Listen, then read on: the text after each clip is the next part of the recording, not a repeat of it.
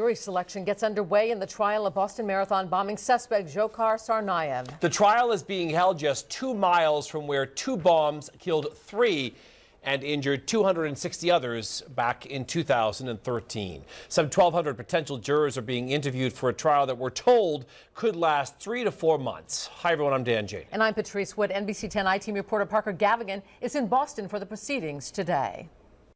So day one was pretty uneventful, but an important day, laying the groundwork, getting a jury on this case. This is about as high profile as you can get. Now, finding an impartial jury isn't going to be easy.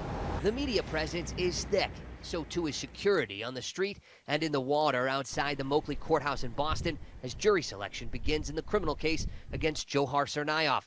1,200 people have received a summons to appear. It's the only way to narrow down the crowd to 18. The former UMass Dartmouth student is accused of planning and carrying out the Boston Marathon bombings with his brother Tamerlan in April of 2013. 3 people died and 260 were injured in the 2 blasts near the finish line. Limbs were lost, families were torn apart. Kim Berry remembers it well. Obviously, it was terrifying. It was, you know, almost like September 11th all over again, trying to get everybody out of the city. But it's just a horrible thing. Tsarnaev and his brother are also accused of killing MIT officer Sean Collier, carjacking another man, and leading police on a wild chase where they fired weapons and detonated handmade bombs. Tamerlan Tsarnaev was killed. Younger brother Johar hid in a boat in a Watertown backyard before he was captured. The mounting evidence against the 21-year-old is strong. Prosecutors are pushing for the death penalty. Tsarnaev's 5-person legal defense team will try to stop it. It's awful to live in prison your whole life. It's certainly a more drawn-out sentence.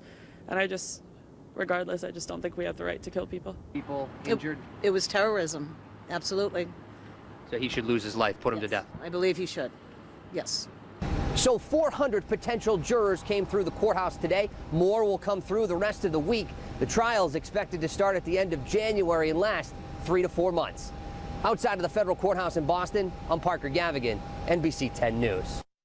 Parker, thank you. From jury selection to the verdict, you can count on NBC 10. We'll have complete coverage of the Boston Marathon bombing trial. We're going to bring you new developments as they happen on the air, on Twitter, and of course on turn10.com.